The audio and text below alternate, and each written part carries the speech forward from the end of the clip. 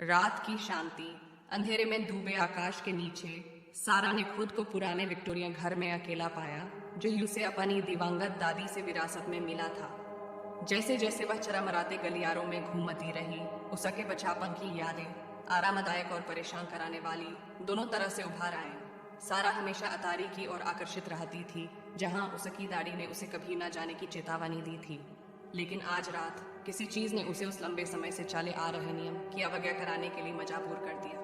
कांपते हाथों से उसने अतारी का दरवाजा खोला और संकरी सीढ़ी पर चढ़ गई। जैसे ही सारा ने मंद रोशनी वाली अतारी में कदम रखा, हवा धूल से भरी हुई थी और भूले हुए वर्षों की भीनी गंध थी। पुराने ट्रैंक और फर्नीचर छाया में छिपे इधर उधर बिखरे पड़े थे, लेकिन दूर की दीवार पर लटके चित्र ने उसका ध्यान खींचा।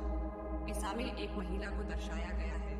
उसके चेहरे के भाव पीड़ा से मुड़े हुए हैं, उसकी आंखें काली और खोखली हैं। सारा उस पेंटिंग से अपनी नजरें नहीं हटा पा रही थी। उसे उस समय मौजूद महिला के साथ एक अकथनीय जुड़ाव महसूस हो रहा था। जैसे जैसे वह करीब आए, सारा को चित्र में कुछ अजीब लगा। महिला की अभिव्यक्ति बदलती दिख रही थी। उसका मुंह एक भयावह मुस्कुराहट में बदल गया था। जब सारा लड़खड़ाते हुए पीछे की और गिरी तो उसके गले पर दर्द का निशान पड़ गया।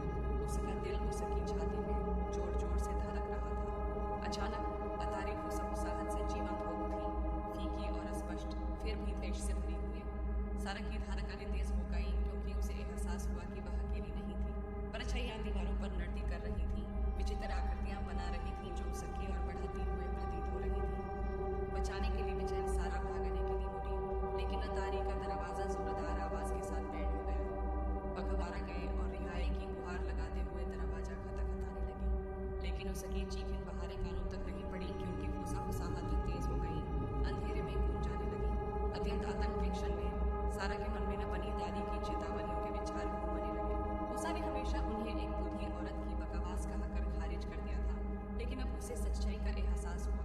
घर प्रेतवाधित था और उसने इसकी दीवारों के भीतर कुछ भयावह चीज जगा दी थी। कांपते हाथों से सारा ने अपना फोन ढूंढा, जो मदद के लिए कॉल कराने की उसकी एकमात्र आशा थी। लेकिन जैसे ही उसने डायल किया, डिवाइस उसकी पकड़ से छूट गया और नीचे फर्श पर बिखर गया। अकेली और असहाय सारा अपने घुटनों के बल बैठ गई। उसके चेहरे से आंसू बहने लगे और फुसफुसाहटें उसके चारों ओर बर्न हो गई।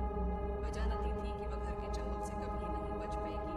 अपने ही बनाए पूरे सपने में फंस कर अनंत काल बिताने के लिए अभिशप्त है। और जैसे ही अंधेरा छा गया, सारा की